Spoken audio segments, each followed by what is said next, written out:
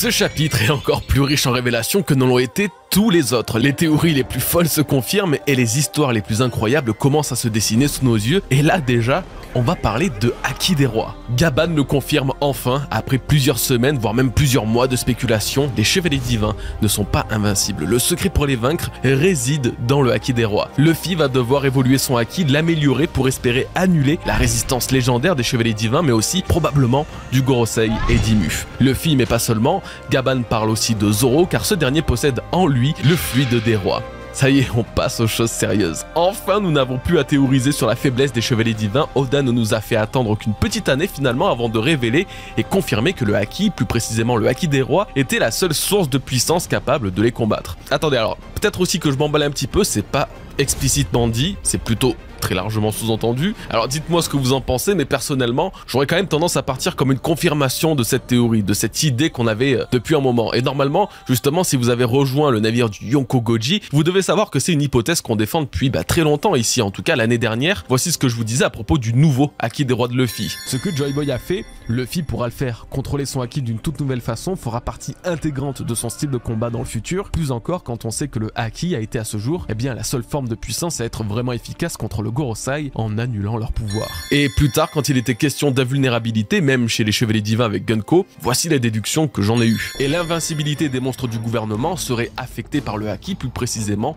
le Haki des rois. Et en bonus, voilà ce que je prévoyais pour ce chapitre dans la dernière review. Maintenant que Gaban est ici, il va pouvoir peut-être révéler comment il a pu blesser les chevaliers divins. Attendez-vous même à ce que Luffy subisse un entraînement express. Ou une leçon, on va dire, avant de remonter sur le royaume du soleil pour lutter contre les démons. Bon, alors voilà, je vais arrêter de vous saouler 5 minutes avec mes anciennes refs. Ça fait longtemps que j'ai pas eu la sensation d'avoir visé juste, même si dernièrement l'histoire du Haki, point faible des chevaliers divins, était devenue très claire pour tout le monde, on va pas se le cacher. En tout cas, dites-moi si vous aussi optiez pour la théorie du Haki, ou si vous pensez encore qu'il y a un autre moyen de les vaincre, car finalement c'est quand même pas impossible. Cette surprise m'intéresse précisément pour un point, car si l'obtention d'un nouveau stade du Haki des rois est nécessaire pour combattre le gouvernement mondial, alors c'est, je pense, et très sincèrement, l'une des nouvelles preuves concrètes que One Piece a encore besoin d'une ellipse et qu'elle arrivera sur Elbaf. Oui, je sais, désolé, mais après les paroles de Gaban, c'est juste impossible en fait d'éluder le sujet. On parle là d'un moyen de vaincre les ennemis finaux. Alors certes, Luffy va comprendre très vite comment ça marche, et dès les prochains chapitres, quand il affrontera les démons sur Elbaf, il arrivera à utiliser une parcelle de ce Haki des rois avancé, mais ça ne sera pas suffisant. Ça sera juste, voilà, sur le moment, un petit coup de chance. Et tout comme sur Wano Kuni et le combat contre Kaido, qui a quand même nécessité une préparation de 2 semaines au préalable, les Mugiwara risquent de rester plus longtemps sur Elbaf pour peaufiner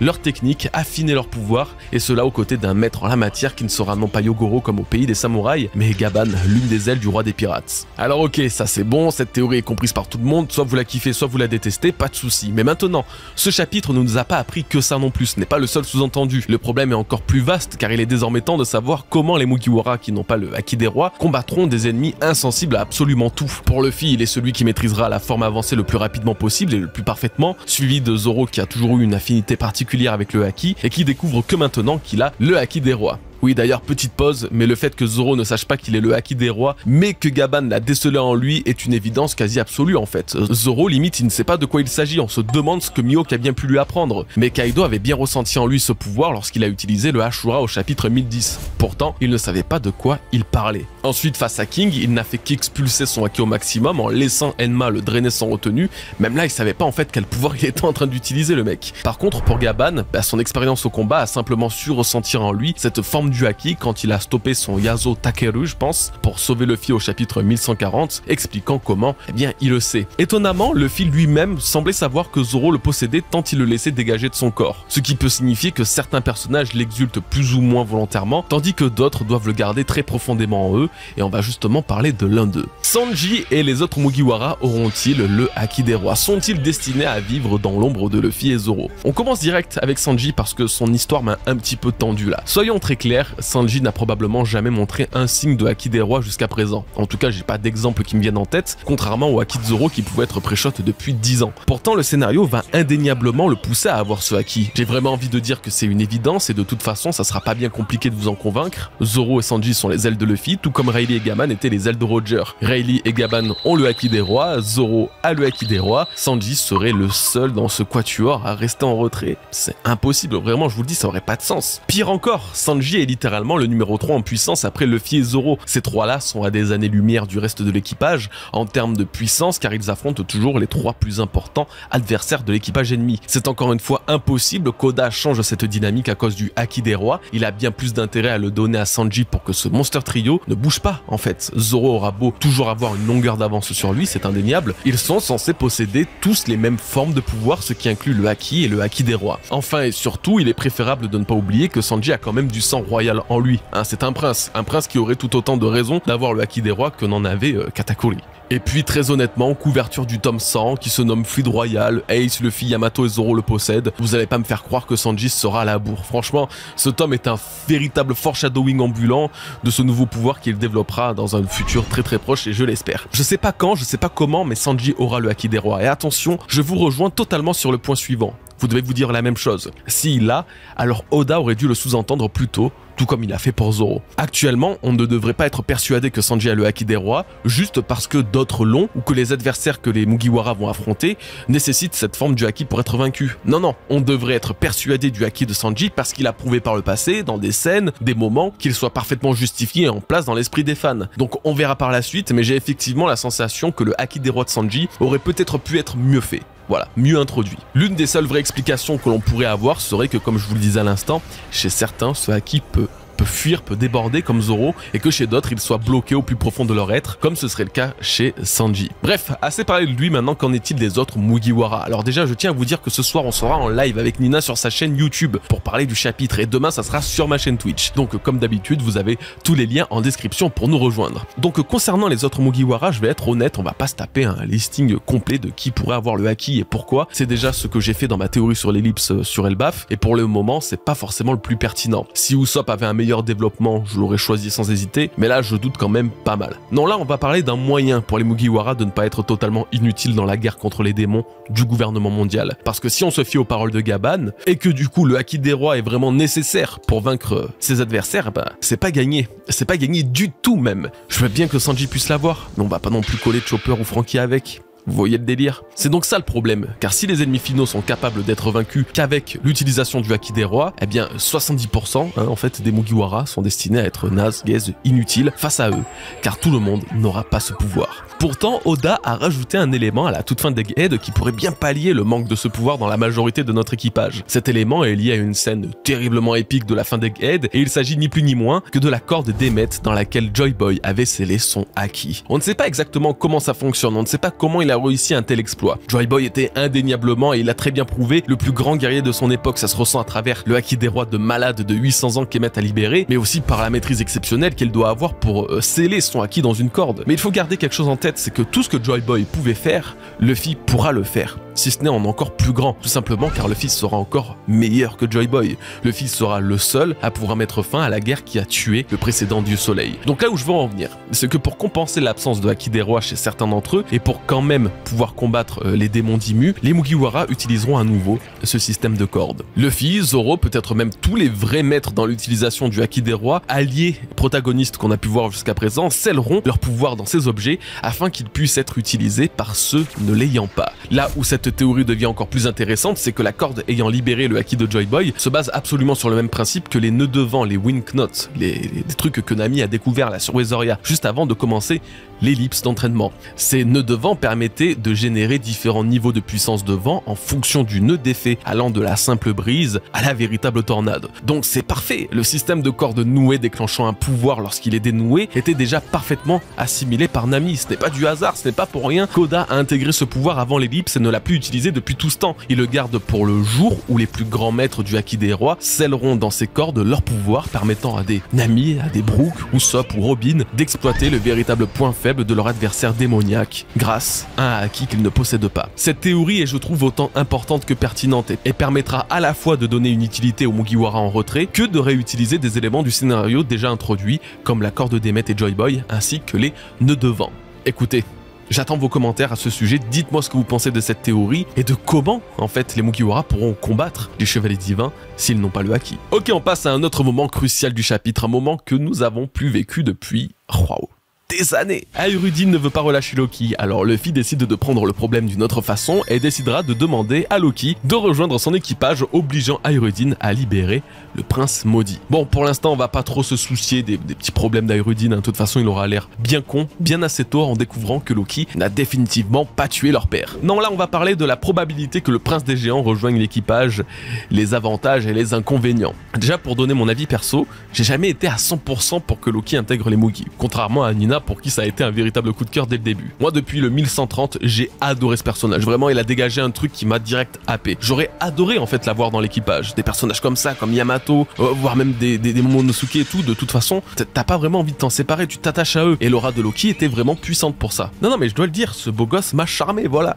Non, mais voilà, là où ça bloquait pour moi, c'était que déjà niveau taille, c'est difficile de voir un géant antique de 50 mètres peut-être sur le Sunny, sachant que ce dernier en fait seulement 56 de haut. On va dire que les géants dans One Piece passent aussi difficilement inaperçus, et sauf si Loki a un fruit du démon, un pouvoir lui permettant d'adapter sa taille d'une façon ou d'une autre, les missions d'infiltration avec lui, c'est littéralement mort. Ensuite, Loki a quand même l'air d'avoir davantage un esprit de leader à la Luffy. Des mecs comme ça, c'est toujours un peu difficile de les imaginer sous le commandement d'un autre. Et pour finir, en vrai, j'ai pas trop d'autres désavantages à le voir dans l'équipage, si ce n'est qu'il est un peu tard pour avoir un nouveau Mugiwara, mais si j'ai milité pour Yamato il y a quelques années, je pense que ça serait un petit peu hypocrite de dire ça maintenant. Donc en fait, les avantages sont, je pense, effectivement plus nombreux. Loki est une puissance exceptionnelle, supplémentaire que les Mugiwara auront besoin pour la fin de One Piece. Nous apprenions dans ce chapitre qu'il faut du Haki des rois évolué pour combattre les démons, et Loki sera très certainement l'un de ceux capables de l'utiliser. Toujours dans le cadre de la mixité de l'équipage, un géant antique, c'est, je pense, pas mal du tout, hein, surtout quand cette tribu est intimement liée au mythe de Nika, l'entité qu'incarne Luffy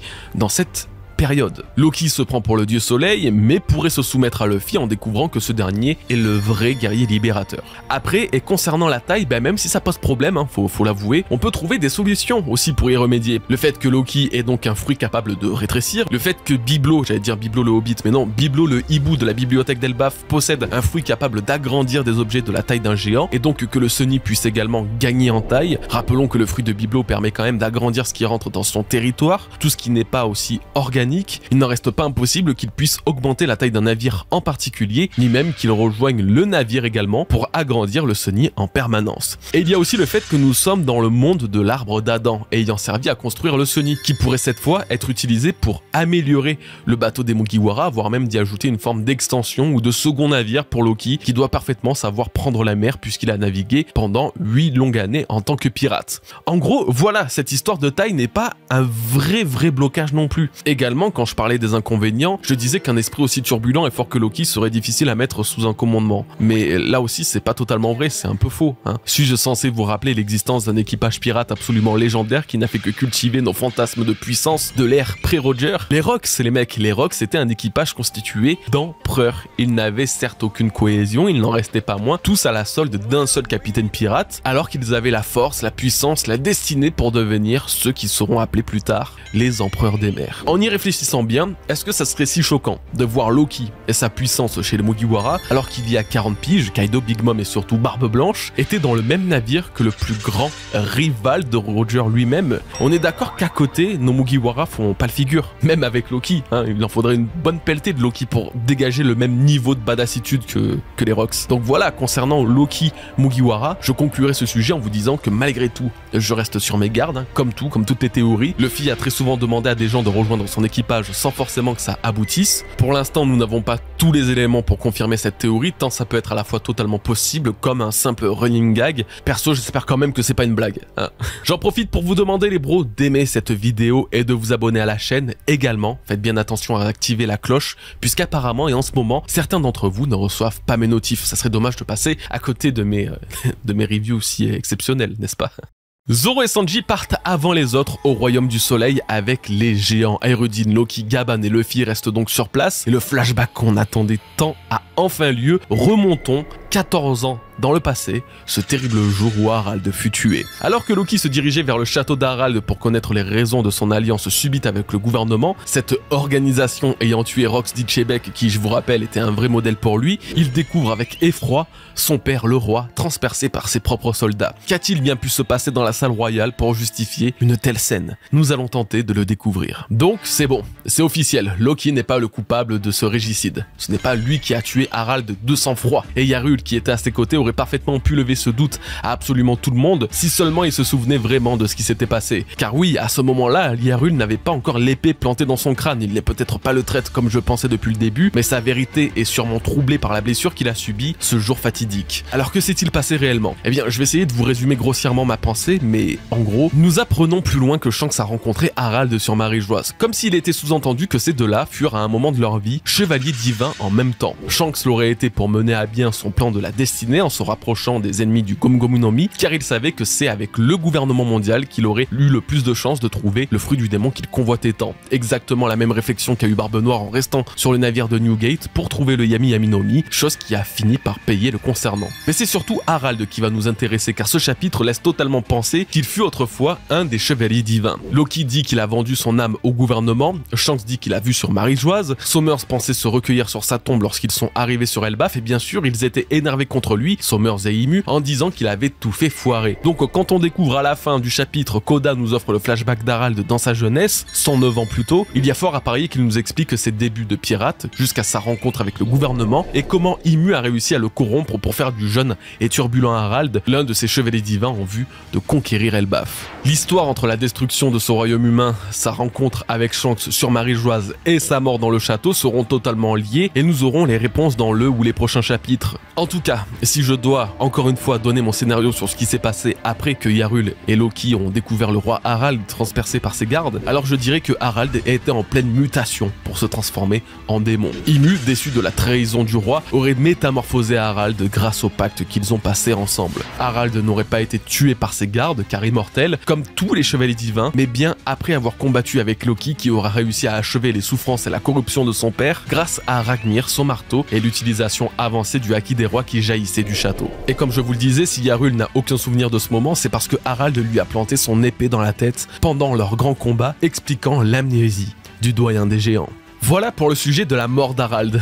Maintenant, et contre toute attente, et surtout contrairement à ce qu'a dit ce gros mytho de Freddy Gladieux elbafien là, non, Loki n'a pas mangé le fruit du démon légendaire d'Elbaf, ou en tout cas ce chapitre vient de contredire ce qui nous semblait être un fait depuis le chapitre 1130. Vous voyez, c'est typiquement la preuve formelle qu'il ne faut jamais croire à 100% ce que dit un personnage. Bon, alors on va la faire court et simple car vous l'aurez sans doute pensé, et vous l'aurez sans doute imaginé, le fruit du démon d'Elbaf pourrait être celui de Luffy, le Hito Hito no Mi modèle Nika, mais il y a quand même pas mal de problèmes. Déjà, ça colle sur plusieurs points, ça colle avec le fait que ce soit un fruit du démon légendaire, tabou même, qui se trouve dans le pays qui vénère Nika et qui a été vraisemblablement volé il y a de ça 14 ans. Je vous rappelle que Shanks a récupéré le Gomu-Gomu no Mi il y a 12 ans et Luffy l'a mangé à la même période. Franchement, cette théorie n'a pas besoin de plus que ça pour nous convaincre, en tout cas pour moi ça peut marcher totalement, mais comme je vous le disais, il y a quand même des problèmes, des zones d'ombre. Tout d'abord, on a appris du Gorosei que le Gomu-Gomu no Mi a échappé au gouvernement pendant 800 ans. Ils n'ont jamais réussi à mettre la main dessus, en partie à cause de l'étrange volonté des fruits du démon Zoan. Pourquoi dire ça alors si finalement le Gomu-Gomu no Mi est juste resté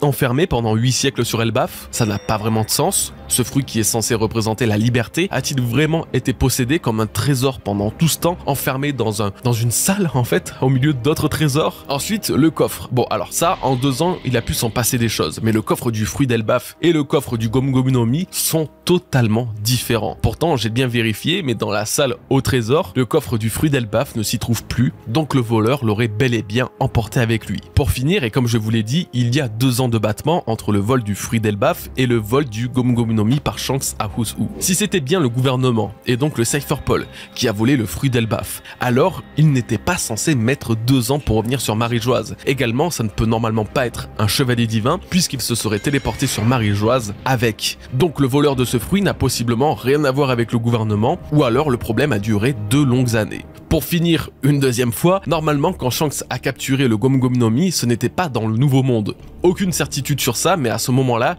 il avait fait sa base sur East Blue, à Fuchsia. C'est lors de l'un de ses voyages qu'il a intercepté le Cypherpol avec le fruit pour entrer directement à son QG temporaire, moment où Luffy le mangera sans le vouloir. Ce que je sous-entends, c'est qu'en l'espace de quelques mois, Shanks n'a pas pu partir de Fuchsia pour se rendre dans le Nouveau Monde, lieu où le fruit d'Elbaf était censé se trouver. Rien n'est certain, je le répète, mais il y a quand même très clairement des parts d'ombre à éclaircir. Donc que ce soit le fruit ou l'identité de son voleur, pour le moment je n'ai pas d'idée très arrêtée. Il y a de fortes chances pour que ce soit le Gomu-Gomu no Mi, malgré tout les arguments que je vous ai présentés me font quand même un petit peu douter pour le moment. moment. Son voleur pourrait être Loki car on ne voit rien de lui, mais ses paroles disant qu'il est le fruit d'Elbaf laissent quand même penser que nous avons affaire à un étranger du pays. Personnellement, j'aurais bien aimé que ce soit Barbe Noire par exemple, lui qui cherchait les fruits les plus puissants et qu'il ait tenté de s'emparer du fruit mythique d'Elbaf, mais la silhouette ne me semble pas familière. Nous verrons bien, alors de toute façon c'est un mystère qui risque de se révéler très vite dès le prochain chapitre. Alors que le château d'Elbaf vivait un véritable apocalypse, une tragédie sans nom, Shanks et Gaban passaient du bon temps.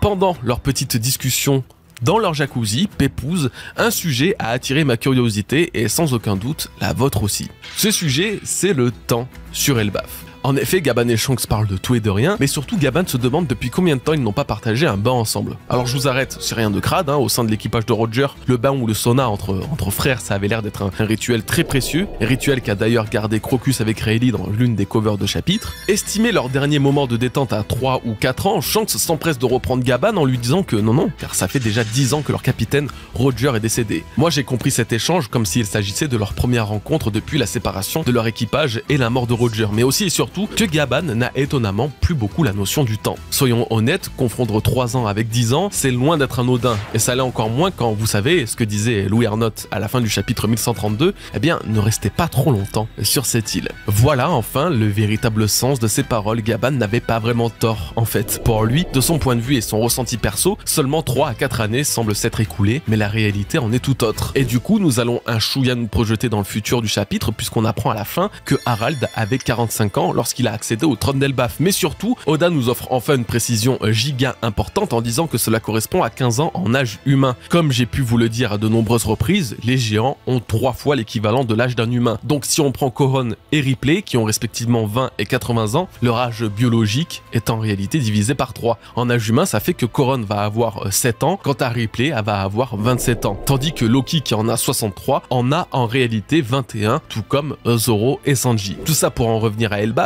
le temps sur cette île donnerait la sensation, en particulier pour les humains, de s'écouler jusqu'à 3 fois plus lentement qu'ailleurs, expliquant pourquoi Gaban pensait que ça faisait entre 3 et 4 ans que Roger était mort, alors qu'en fait, ça en fait encore une fois précisément le triple.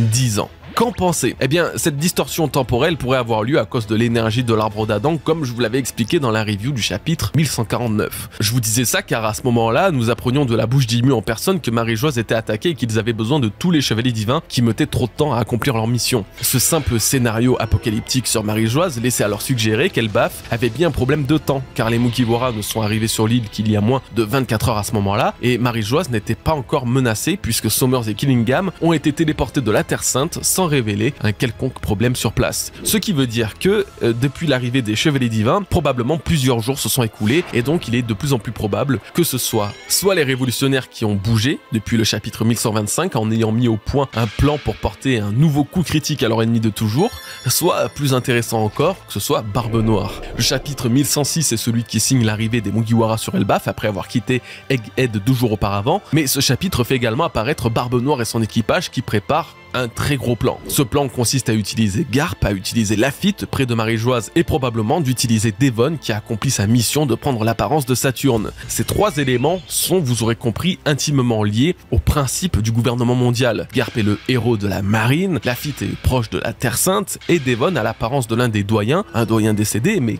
quand même. Surtout qu'il ne faut pas oublier que le plan de Teach dévoilé au chapitre 1080 est très clair et très sérieux. Il veut faire de la Ruche une nation du gouvernement mondial, il veut devenir le roi de ce pays qui sera reconnu comme un vrai royaume. Donc si on récapitule et on reforme un petit peu les pièces du puzzle qu'on a à disposition, eh bien le problème actuel de Marie-Joise serait l'assaut de l'équipage de Barbe Noire ayant réussi à accéder au cœur de la Terre Sainte grâce à Lafitte mais aussi grâce à la transformation en Saturne de Katharina Devon. Il serait venu avec Garp en tant qu'otage pour l'échanger contre la reconnaissance de la Ruche comme un royaume, mais le gouvernement n'aurait pas accepté, déclenchant les hostilités entre les forces des Chevaliers Divins, du Gorosei et même des Amiraux contre toute l'armada de Barbe Noire et ces 2 fruits du démon capables d'anéantir le monde.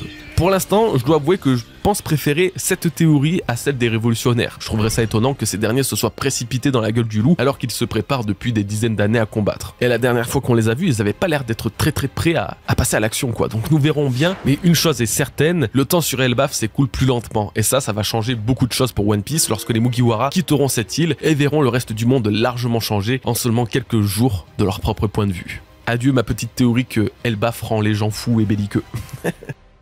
Pendant ce petit moment de détente dans le jacuzzi, vous l'avez très bien vu, vous l'avez remarqué mesdames et messieurs, Shanks possède sur son bras gauche, le même bras qui s'est fait dévorer au chapitre 1 par le roi des mers, un tatouage. Utilisons plutôt le terme de marque, puisque cette marque ferait référence à celle des chevaliers divins mentionnés au chapitre 1140, un symbole qui permettrait à ces derniers de passer à travers le cercle Abyss et ainsi se téléporter n'importe où, n'importe quand. Je n'ai pas besoin de tourner autour du pot bien longtemps pour que vous compreniez ce que ça implique. Shanks aurait lui aussi, tout comme les chevaliers divins, la capacité exceptionnelle de traverser les cercles démoniaques, voire même de les invoquer. La présence de cette marque sur son bras confirme par ailleurs la théorie que je vous ai d'abord présentée dans la review du chapitre 1140, ainsi que quelques semaines plus tard dans une vidéo où j'ai davantage creusé le sujet. Tout partait de cette simple interrogation. Si Shanks est bien issu de la famille Figarland, aurait-il été marqué dès la naissance pour intégrer un jour l'ordre des chevaliers divins? Et si cette marque était justement celle qu'il a perdue, en même temps que son bras gauche? Ce n'est en fait qu'une partie de la théorie qui se valide aujourd'hui, car désormais d'autres questions se posent. Une des questions que je me posais déjà dans cette vidéo était que si nous découvrons que Shanks possédait bien cette marque, pourrait-il aujourd'hui et malgré son bras perdu, conserver une version affaiblie du pouvoir des abysses? C'est ce qui expliquerait tous ces déplacements rapides, quasiment instantanés, comme lorsqu'il sauve Luffy en mer, qu'il intercepte Kaido en route vers Marineford, tout en arrivant sur le lieu de la bataille pour arrêter Akainu et la guerre. Les marines eux-mêmes se questionnent. Comment font-ils pour aller aussi vite? La réponse pourrait nous être donnée aujourd'hui, ils ne le savent pas, mais un pouvoir propre aux démons du gouvernement existe, il permet une téléportation à travers les abysses, et Shanks sait toujours l'utiliser, il refuserait de le faire et n'en aurait recours que dans les cas les plus extrêmes, une histoire similaire à la Red Suite de Sanji, qui n'a cédé à la technologie de son père qu'en de rares occasions. Alors ok c'est cool, mais la téléportation ne serait pas le seul pouvoir possédé par Shanks et hérité de son sang de chevalier divin. Vous le savez très bien, ils ont une autre capacité, une capacité dont la faiblesse a d'ailleurs été révélée au début du chapitre par Gaban, la régénération et l'immortalité. Maintenant, je vais vous semer un petit doute en tête, un doute qui va vous empêcher de dormir pendant très longtemps. Et si Shanks a, et ce depuis le début, la capacité de se régénérer, tout comme l'a fait Sommers et Gunko, mais que encore une fois et pour ne pas utiliser ses pouvoirs originels contre nature, il n'a jamais voulu régénérer son bras bien qu'il en ait la capacité. Vous l'aurez compris, ça signifie que dans le futur, lors de la guerre finale contre le gouvernement et peut-être en affrontant son frère Shamrock, Shanks se verra dans l'obligation de régénérer son bras pour combattre à pleine puissance. Shamrock pourra invoquer son terrifiant Cerbère, Shanks lui possède les pouvoirs du Griffon à travers son sabre du même nom. Ce duel de créatures mythiques au sein des Figarland se soldera par la victoire du plus grand maître du Haki des rois. Le chevalier divin contre l'empereur, voici l'un des combats finaux qu'Oda nous prépare pour clore son œuvre. Alors, j'adorerais passer à la suite et parler d'autre chose. Je dois avouer que ce chapitre révèle quand même pas mal de choses sur Shanks et Gaban, puisque ce dernier parle de lui comme étant le garçon de la destinée. Ok, là, comme ça. Alors forcément, dans une histoire comme One Piece, entendre ça de la bouche d'un personnage aussi important que Gaban, qui connaît toute la vérité du monde, le dire à un autre personnage aussi important que Shanks le Roux, c'est quand même un petit peu émouvant, mine de rien. C'est émouvant parce que maintenant, de semaine en semaine, je vous le dis souvent, mais nous en apprenons de plus en plus sur Shanks, qui était jusqu'à présent l'un des personnages les plus mystérieux de One Piece. Signe d'une fin qui approche. Mais au-delà de ça, c'est surtout que Shanks a un rôle absolument exceptionnel dans cette fin, un rôle qui tient lui-même à cœur depuis des décennies. Vous devez probablement vous en souvenir, mais encore une fois dans la review du chapitre 1140, j'y ai dédié une énorme partie à Shanks, à son rôle, à ce qu'il est vraiment et à quel point il a littéralement changé le cours de son histoire. Pour vous résumer, oui, Gaban a totalement raison en disant que Shanks est le garçon de la destinée, car il est celui destiné par Roger à révéler au monde qui sera Nika. Shanks a purement et simplement créé toutes les étapes nécessaires pour s'assurer que Luffy soit bien celui attendu par Joy Boy il y a 800 ans. Il a été missionné par Roger il y a 25 ans avant sa mort pour aider et guider le dieu soleil vers le bon chemin, et c'est ce qu'il a fait avec Luffy. Vous savez, c'est exactement le même principe que Shirahoshi, elle est une arme antique et comme toutes les armes antiques, si elle tombe entre de mauvaises mains, elle risque d'apporter non pas la lumière mais le chaos et les ténèbres. Luffy, Nika, ce fruit du démon, tout ça c'est exactement le même principe qu'une arme antique, en particulier Poséidon. Tout comme les pouvoirs du dieu Poséidon, le pouvoir de Nika s'hérite, mais lui à travers un fruit du démon. Tout comme Poséidon, les pouvoirs du dieu soleil peuvent symboliser à la fois la libération mais aussi la destruction, suivant ce qu'on en fait. Et tout comme Poséidon, si Nika n'est pas guidé par la bonne personne, alors il n'aurait pas comprendra que le chaos ne lèvera jamais l'aube, il ne mettra jamais fin à la guerre de 800 ans, il ne lèvera jamais le voile sur le siècle oublié. C'est précisément pour cette raison et en le découvrant sur l'Aftel que Roger s'est assuré que la volonté de Joy Boy, qui deviendra aussi la sienne, soit perpétuée même après sa mort. Car Roger était condamné, jamais il n'aurait pu voir le futur où la grande guerre qui renversera le monde aura lieu. Il en a bien parlé à Barbe Blanche avant de mourir, qui lui-même mettra en garde le gouvernement de la bataille à venir, mais il devait s'assurer qu'en son absence, un gardien soit présent pour guider le pouvoir du dieu soleil vers l'élu. Le vrai élu. Cette histoire est donc celle de Shanks, le guide, et Luffy, l'élu. Shanks a été destiné par Roger à la plus grande et importante des missions, Rayleigh le sait, Gaban le sait, d'où ces paroles aujourd'hui, mais ce n'est pas tout. Cette théorie que je viens de vous exposer, je la répète depuis des années, plus précisément depuis le chapitre 1017, tout juste avant d'apprendre l'existence de Nika de la bouche de Who's Who. Autant vous dire que j'ai très peu de doutes sur sa véracité, ou en tout cas sur sa cohérence scénaristique. Pourtant, je pense qu'il peut y avoir un sens supplémentaire que je vais vous expliquer de la plus simple des manières. Shanks est destiné à ramener une forme de paix et d'humanité au sein des dragons célestes. Ah ouais, ça c'est choquant. Hein. Mais ne vous êtes-vous jamais posé la question de savoir ce qu'il allait advenir d'eux à la fin de One Piece? Que feront les Tenryubito une fois que les révolutionnaires ont accompli leur objectif qui est bien de les faire chuter? Seront-ils exécutés alors que ce manga est une ode à la paix? Seront-ils emprisonnés alors que le message le plus important de Clover était de ne pas avoir honte de son passé et savoir l'assumer pour ne plus jamais commettre les mêmes erreurs? N'est-ce pas tout simplement le début d'un nouveau cycle de violence et de haine que Luffy aura mis 800 ans à arrêter? Luffy lui-même, ne cherchant que le bonheur et la justice, accepterait-il un véritable massacre même face aux pires êtres de ce monde? Le One Piece doit unir le monde dans la paix, et ça arrivera grâce à Luffy, mais aussi et surtout grâce aux descendants de tous les clans antiques. Et à travers son œuvre, Oda a très bien su créer des antagonistes apportant un visage bon et bienveillant de leur clan ou leur famille, à l'opposé de ce qu'ils sont censés représenter. La famille des Kurozomi, les monstres de Wano Kuni dirigés par Orochi, voient également dans leur rang la petite Otama. Pourquoi avoir fait un tel choix? Pourquoi avoir fait d'une Kurozomi une alliée des Kozuki durant cette guerre? Pour que cette lignée perdure à travers elle et qu'elle puisse guider le nom de sa famille vers la bonne voie, pour qu'elle puisse écrire dans l'histoire que tous n'étaient pas tyranniques comme ses ancêtres. La famille Don Quichotte, de véritables démons, que ce soit Doflamingo, ancien Shichibukai, démon céleste même, ou même l'ancien roi de Dressrosa de l'époque du siècle oublié qui a tyrannisé les Tontata. On retient d'eux une figure machiavélique. Pourtant, il existait aussi de bons Don Quichotte, comme les regrettés parents de Doflamingo, Corazon et Newsguard, qui s'est métamorphosé après avoir été touché par la grâce d'Otohime.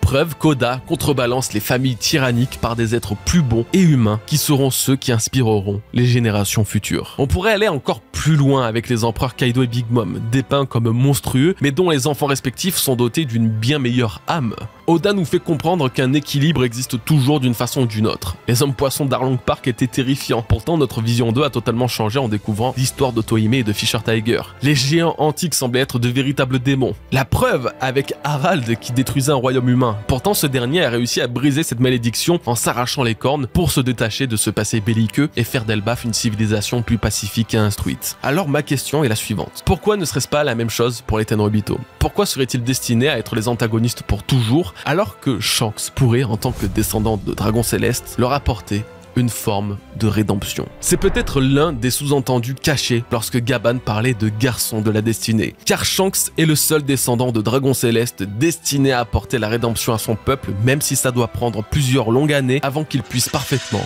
se réintégrer dans la société. Dites-moi ce que vous en pensez, donnez-moi votre avis sur le futur des Tenryubito, mais j'ai beau les détester du plus profond de mon être, comme tout être humain normalement constitué, je n'arrive décemment pas à imaginer que la mort ou l'exclusion soit la seule solution que le pacifisme d'Oda puisse apporter.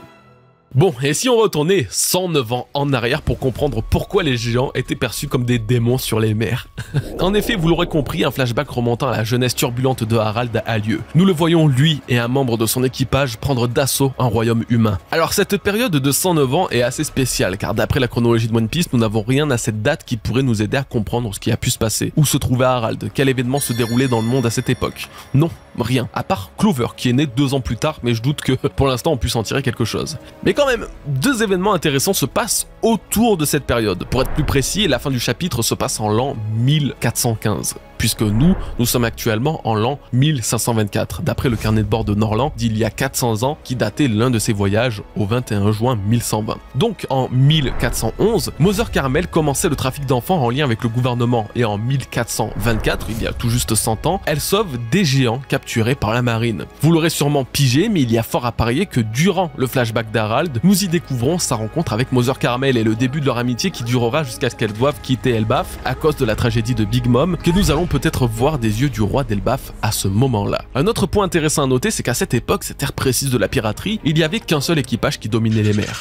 et c'était les géants. Les géants étaient craints par tous car ils répandaient la destruction de partout. Sauf que la vérité semble être un petit peu différente de celle que l'on veut nous faire croire. Oui, les géants étaient bel et bien démoniaques, belliqueux, mais c'était plus particulièrement Harald et son équipage qui représentaient la violence des géants antiques. Dori, Broggy et les autres, eux, n'ont fait que, je pense, subir les préjugés, car comme nous l'avons vu avec la jeune enfant à l'origine de leur duel, ils semblaient plutôt à l'aise avec les humains. Harald était tout l'inverse, c'était un démon répandant la destruction, et je crois que c'est précisément lui qui a donné envie au gouvernement mondial de gigantifier les humains pour recréer une armée de géants antiques. En fait, je crois même que c'est Harald que l'on voit en arrière-plan lorsque Lo parlait de ce projet qu'ont le gouvernement. Ce géant antique, au milieu d'un royaume humain, répandant la terreur et les flammes, serait Harald, ou en tout cas l'un de ses ancêtres. Pour l'instant, je pense avoir assez largement et globalement analysé ce chapitre. Nous allons nous garder un petit peu de surprise concernant Harald, mais gardez bien précieusement en tête que ce qu'Oda s'apprête à faire est exceptionnel. Car en fait, ce flashback qui commence à la jeunesse de cet homme jusqu'à sa mort va prendre une énorme partie de la chronologie du dernier siècle de One Piece. Ce qui signifie que nous allons peut-être pouvoir en découvrir plus sur l'origine de ce personnage ayant vécu durant 100 ans. Il y a Brook, bien sûr, mais aussi Roger et surtout Roxy Chebek, on en parlait plus tôt, ce dernier que Loki a considéré être mort par le gouvernement mondial, belle tentative de leur part pour masquer l'implication de Roger dans sa défaite, est venu sur Elbaf. Peut-être, et contre toute attente, que la révélation du plus grand capitaine de son époque, le sauvage de God Valley, sera faite là dans les prochains chapitres, durant le flashback d'Harald, dont la force et la colère auraient parfaitement scié à un capitaine comme Chebek. A-t-il pu faire partie de son équipage à un moment? C'est ce que nous verrons très bientôt.